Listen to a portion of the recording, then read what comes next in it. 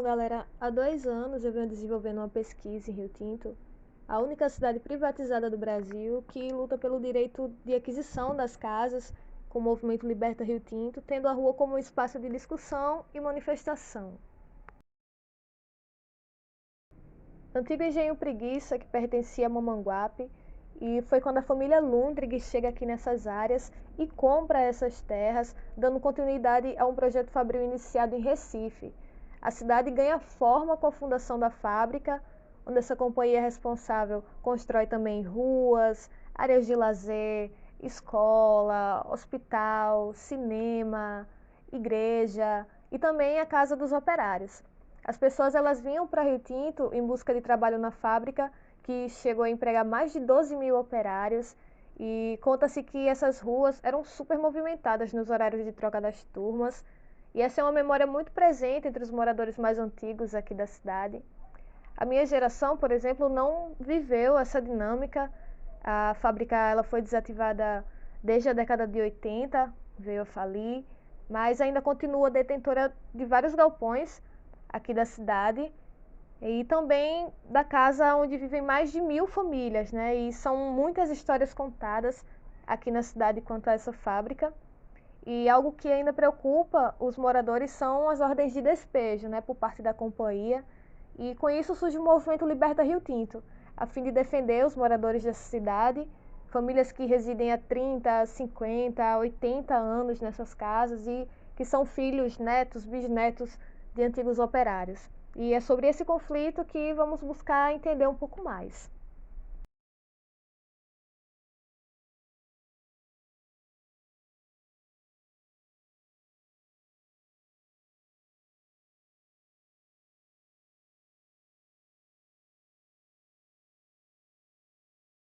Baseado no trabalho de campo e no método clássico da observação participante, dentro desses 2 anos de pesquisa muita coisa aconteceu, né? Então vou tentar dividir aqui para vocês em duas partes. No primeiro momento eu tive que me aprofundar nos livros, fiz um levantamento bibliográfico relacionado aos estudos urbanos e temas referentes ao município de Rio Tinto.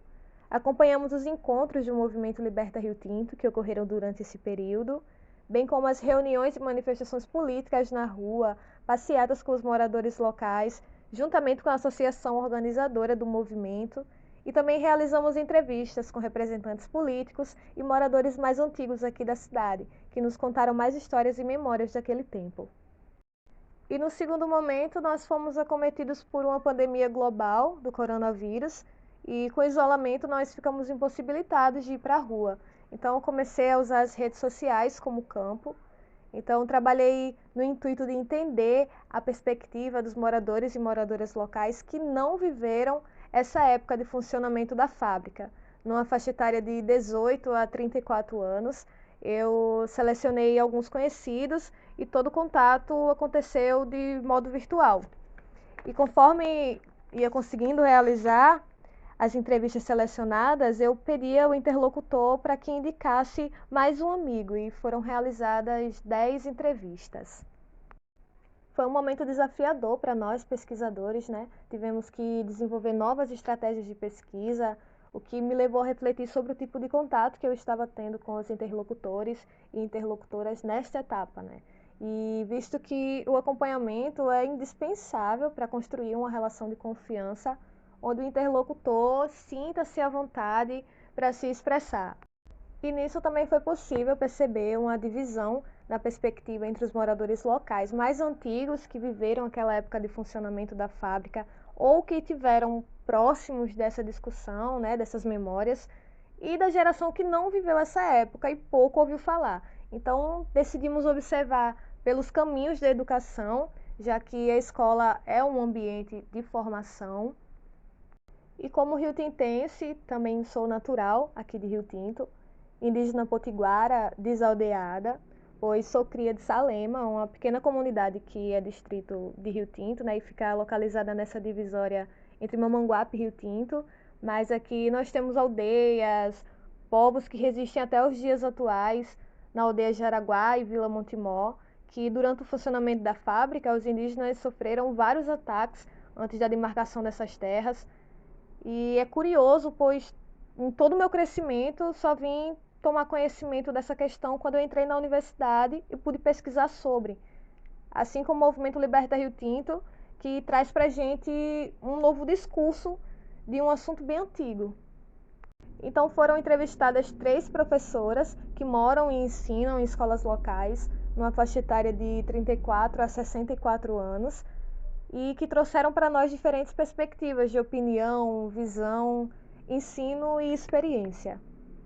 Diante dessas análises, é possível perceber uma desconstrução da história romantizada da companhia têxtil aqui na cidade, uma vez que o movimento Liberta Rio Tinto confronta esse sistema de controle. E é interessante perceber que mesmo o movimento sendo composto, em sua maioria, por pessoas idosas, outros moradores e moradoras mais antigos ainda mantêm fidelidade no pagamento dos aluguéis. E apesar das críticas aos aproveitadores políticos que fazem uso da causa do movimento, a pauta não está ligada às particularidades das pessoas participantes, mas em defesa de cada morador. O movimento ele torna-se um pilar nessa desconstrução histórica.